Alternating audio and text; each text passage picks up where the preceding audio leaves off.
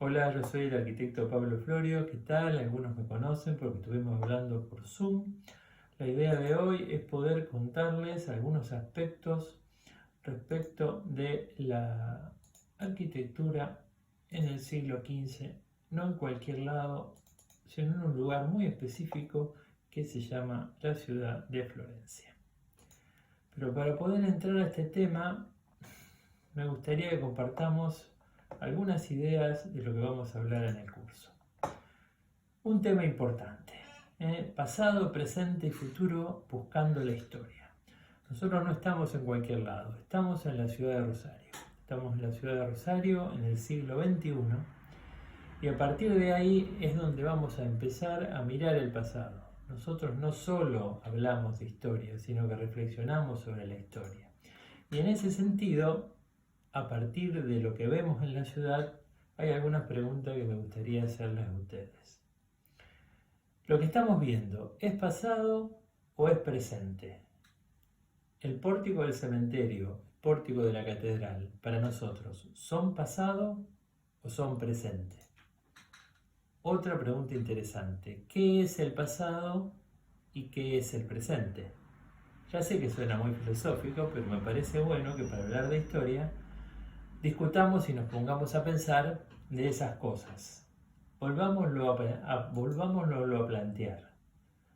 El pórtico de la catedral, el pórtico del cementerio, la puerta del edificio del Museo de la Salud, comparados con el monumento a la bandera o con las Torres Dolfinas en Rosario, ¿son pasado o son presente? El monumento a la bandera en el momento que se inauguró, en 1957 o ahora, ¿es pasado o es presente? Es importante en historia pensar el pasado. Es importante en historia pensar el presente. Entonces, ¿qué es el pasado y qué es el presente? Nos plantea a nosotros una hipótesis que nos resulta muy interesante. Pensar el pasado a partir del presente. Acuérdense que siempre estamos hablando de pensar. Ahora bien, para pensar hay que aprender a mirar y mucho más aprender a mirar en Rosario. ¿Sí? Una cosa es la catedral vista de frente que vista de atrás. Otras cosas son otros edificios que seguramente ustedes han visto millones de veces. Los desafío a que traten de ver cuál es. Les doy un ratito para que lo piensen. Seguro que el de abajo a la derecha ya saben cuál es. Ese es bastante fácil, que es la aduana. El que está a la izquierda es un poco más difícil, aunque está en la esquina de Maipú y Córdoba, y es el Jockey Club. El que probablemente algunos y algunos pocos hayan encontrado es el que está arriba a la derecha, que es el que está en calle Rioja, entre Moreno y Balcarce, donde ahora figura la sede de Diapos y era en su momento el Palacio Canals.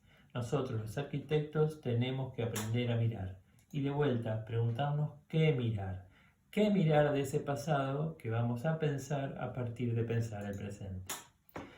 Este edificio, que a propósito no les muestro la planta baja, eso lo vamos a ver después, creo que nos significa una puerta de entrada muy interesante. Si estuviéramos en una clase presencial, les preguntaría cuál es. Me gustaría que lo piensen y alguno tal vez conteste que es el que está enfrente del Cairo, o sea, en la esquina de Santa Fe y Sarmiento. Es el Palacio Fuentes, que tiene una de las agujas más altas de la ciudad y es prácticamente un museo a cielo abierto. Seguro que ustedes no aprendieron a mirar para arriba, los arquitectos somos gente que tiene que mirar para arriba, y verán en la imagen de la derecha que hay una reproducción de la Venus de Milo, que es una de las reproducciones mejores que hay en toda Sudamérica de esa famosísima escultura. El Palacio Fuentes también tiene una puerta. Es una buena pregunta que hay a ambos lados de la puerta del Palacio Fuentes. Como verán, tienen dos pares de columnas corintias. Pero la puerta no es solo una puerta. Es una puerta que es, entre otras cosas, una réplica. Una réplica de las puertas del paraíso del baptisterio de Florencia en el siglo XV. O sea, no es cualquier puerta, es la réplica de la puerta del paraíso de Florencia. Si ustedes se fijan, ambas, la de Florencia y la del Palacio Fuentes, son una suma de cuadrados que arman un rectángulo con dos hojas que están a ambos lados de columnas corintias. ¿Será casualidad? Yo creo que no. Yo creo que este aprender a mirar también nos da una pauta de qué mirar en la historia, y dentro de qué mirar en la historia estamos hablando qué pasado mirar. Tal vez sería muy interesante ponernos a estudiar la arquitectura japonesa del siglo XII, pero ¿tiene sentido desde Rosario? Me parece que las puertas del Palacio Fuentes nos están invitando a mirar, y qué mejor que una puerta para entrar al pasado, qué mejor que la puerta del paraíso para entrar a Florencia. ¿Y qué momento de Florencia? Florencia en el siglo XV no es cualquier momento. Ustedes en los trabajos que entregaron ya estuvieron hablando de Brunelleschi y estuvieron hablando de un montón de cosas nuevas que esta nueva arquitectura propuso y planteó, con rectas, líneas, módulos, formas euclidianas, formas puras de diversa naturaleza. Pero creo que es muy interesante empezar a pensar por qué todas estas formas, todas estas nuevas formas empezaron a tener sentido dentro de la arquitectura florentina y empezaron a tener sentido en Florencia, que es un lugar estratégico del Mediterráneo, que es un lugar estratégico de Europa, haciendo la salvedad que Florencia está en el mismo lugar que estuvo siempre, pero Italia no es lo que nosotros pensamos que es ahora. Italia, en su momento, era un conglomerado de distintos reinos dentro de los que estaba la República de Florencia. Florencia no era parte de Italia, tenía su propia república en el siglo XV y tenía sus propias reglas de cómo y qué hacer para construirse a ciudad como sí misma. ¿Por qué nos interesa el siglo XV? Entre otras cosas, porque en Florencia se tomó una decisión. Los libros dicen que se eligió un pasado, yo prefiero hablar de que se eligió un futuro. ¿Un futuro entre qué cosas? Entre lo que siempre se hizo y lo que se vio que se podía hacer. ¿Qué es lo que siempre se hizo? Es muy fácil, uno podría ir a 60 kilómetros de ahí hasta San Gimignano para tratar de entender cómo en los últimos 1000 años, me refiero a los últimos 1000 años anteriores al siglo XV, es decir, desde el siglo XV hasta el momento que estamos estudiando, se construyeron las ciudades europeas. Dentro de un periodo muy amplio al que se llamó Medioevo, la ciudad de San Gimignano nos muestra con absoluta claridad lo que estamos hablando y cuáles eran las lógicas y las maneras de entender de lo que estamos viendo en este momento. Vemos, por supuesto, que la ciudad de San Gimignano es la ciudad de las torres. Muchas torres. Torres del siglo XII, del siglo XIII, del siglo XIV. Muy distintas a las torres del siglo XX, donde la idea de lo que pasa en el siglo XX en las torres es que son torres habitacionales. Acá cumplen otra función, cumplen otra lógica y otra manera de entender la cosa. Son torres para mirar y torres para defenderse, o sea, torres pensadas para la invasión, no para la vida, sino para otra lógica del mundo que Florencia en el siglo XV se modifica.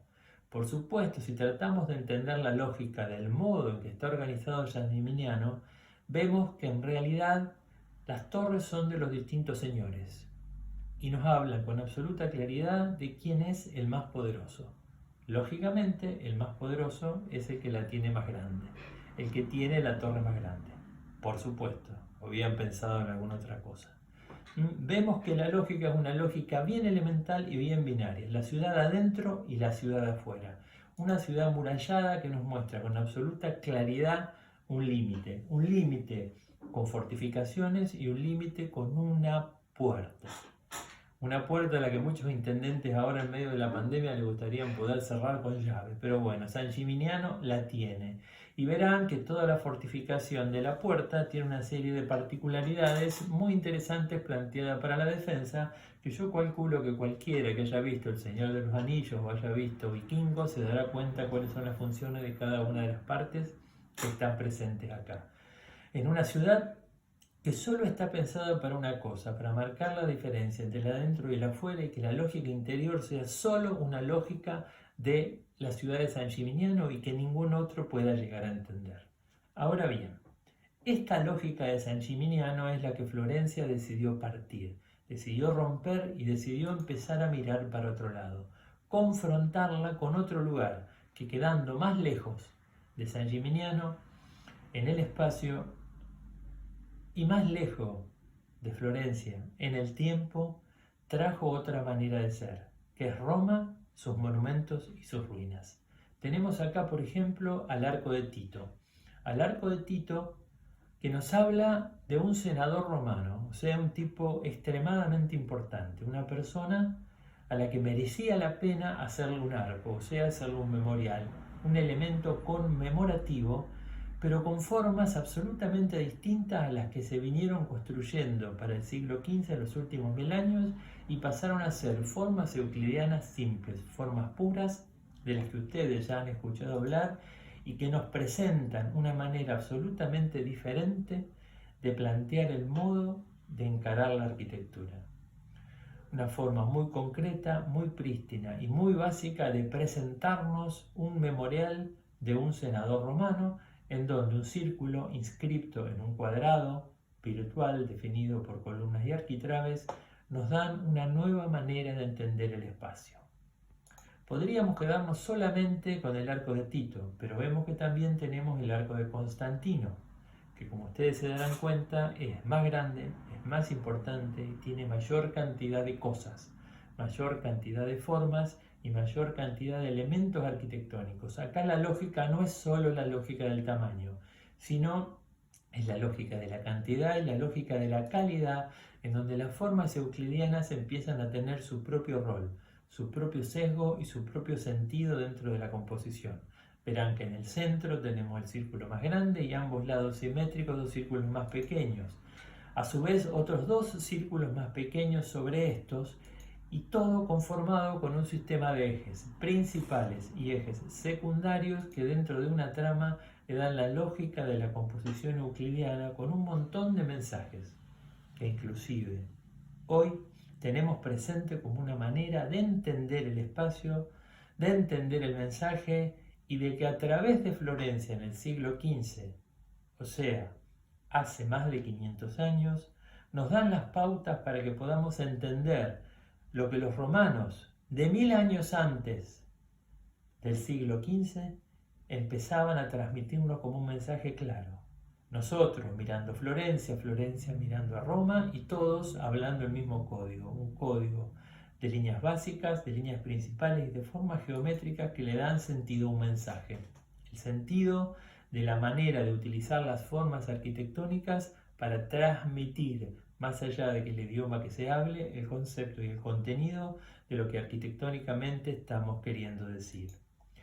En ese contexto, el arco no es solo un elemento conmemorativo. Los romanos usaron el arco como una sucesión de módulos para hacer, entre otras cosas, los acueductos. El acueducto tenía una función práctica, que era la de llevar el agua a las grandes ciudades, pero también hay una manera de organizar arquitectónicamente la forma que le da un sentido y le da un carácter que trasciende solo al hecho práctico de que el agua cae por pendiente. Fíjense que todo acueducto tiene a su vez un módulo principal y una sucesión de módulos menores. A podríamos llamarlo el módulo principal y B el módulo menor, que según como yo quiera se extiende hacia un lado o hacia el otro, se extiende hacia el infinito, conformando con ese objeto el arco, conformando el plano que a su vez da sentido al acueducto para llevar el agua desde las fuentes hasta las grandes ciudades, en este caso a la ciudad de Roma. Ahora, si solo fuera un problema geométrico, el acueducto sería una cuestión, pero también es un problema constructivo. Las cargas tienen que llegar al suelo y como ustedes verán, en los lugares donde hay masa, arriba hay masa, y en los lugares donde hay vacío, arriba hay vacío. Y por lo tanto, tamaño y precisión se van poniendo juntas, pero siempre con una lógica de orden modular, de orden geométrico, de orden conceptual y de orden constructivo. Solo podríamos hablar de planos, pero también la ciudad de Roma nos presenta a nosotros y les presentó a los florentinos del siglo XV la posibilidad de entender que con el arco se pueden hacer muchas cosas, no solo por cambiar de tamaño, sino por la cantidad y la calidad del modo en que están puestos estos arcos. Este edificio, que supongo que ya lo deben haber conocido, por supuesto el Coliseo, nos está presentando una manera muy interesante de la utilización del arco. El arco como objeto pequeño en relación al edificio y que se repite infinita cantidad de veces siguiendo una regla, siguiendo una norma para poder construir y concebir un edificio más grande. En este caso, una de las arenas más importantes de la ciudad de Roma y del mundo para el momento en que se construyó. Por supuesto, constituida por ejes, no solo ejes del arco, sino ejes de la composición de todo el edificio. Cabe la pregunta, ¿cuál es la unidad mínima que yo necesito del edificio para poder entenderlo? En este caso, un cuarto. Sabiendo un cuarto del edificio conozco el todo. ¿Por qué? Porque la ley de simetría que nos plantea nuestra cultura actual, traída por los florentinos desde los romanos, hace que este escalonamiento de nosotros mirar Florencia y cuando Florencia miró a Roma, nos plantee una guía común, cultural, con la cultura latina, que nos da sentido a este código de que alguien hablaba en latín y nosotros que hablamos en castellano lo podamos entender y lo podamos manejar. Solo sabiendo el corte del edificio y conociendo un cuarto de la planta podemos conocer el todo. Un todo que está inclusive podemos imaginarnos cómo era en su estado original. Orden dórico, orden jónico, orden corintio y terminación. Todo según lo planteado por los libros de Vitruvio. Un código que no podemos verlo terminado, pero sí podemos imaginarlo porque lo compartimos. Un código del uso de un arco que también nos remite a otra forma clásica que estudiaron los florentinos del siglo XV, que nos plantea otra manera de entender el arco dentro de la lógica romana que estudiaron Brunelleschi y compañía para poder construir la Florencia del siglo XV que nosotros estamos mirando. Ya saben cuál es este edificio es el edificio del Panteón, que nos plantea una manera diferente de usar el arco. Ya no es el arco que se traslada en el plano, ya no es el arco que se dispone dentro de una forma geométrica, el óvalo en el caso del Coliseo, sino es el arco que rota sobre su eje y arma una bóveda. O sea, es un arco que rota para armar una media esfera que toma una forma muy particular para techar uno de los edificios más grandes de la historia antigua de la arquitectura y que, como muchos de ustedes bien dijeron en los trabajos que entregaron, sirvió de inspiración para techar la cúpula de Florencia. Este medio arco que gira, rota y arma una media esfera nos incorpora una dimensión diferente de las formas euclidianas. Ya no estamos hablando de las formas planas, no estamos hablando del cuadrado, del triángulo y el círculo, sino que estamos hablando de la esfera, el cubo, la pirámide y el cono. O sea, una dimensión muy interesante de la arquitectura que los romanos incorporaron y fue muy bien interpretada por los florentinos, que es la dimensión de las formas tridimensionales. En estos casos, una esfera virtual, media esfera real, que se inscribe con absoluta exactitud dentro de la concepción del panteón y nos genera distintas formas, una interior y otra exterior, todas euclidianas que de una u otra manera componen con formas simples un edificio complejo que por otro lado, con los paralelos y los meridianos materializados en la cúpula, nos dan con absoluta claridad la matriz, la concepción y la articulación geométrica cultural para que nosotros, ellos y todos, podamos con claridad seguir entendiendo de lo que estamos hablando.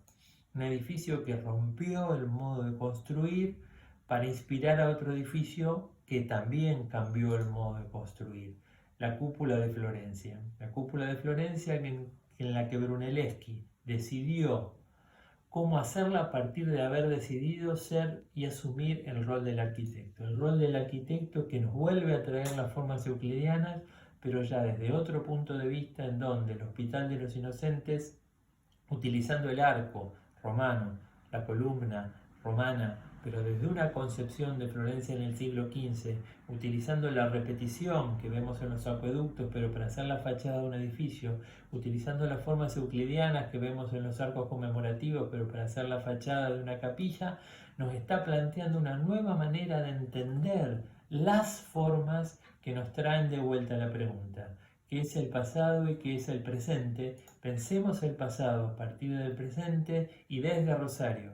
Veamos Florencia para darle un sentido a la historia, para darle un sentido a nuestra interpretación y a nuestra visión de las cosas.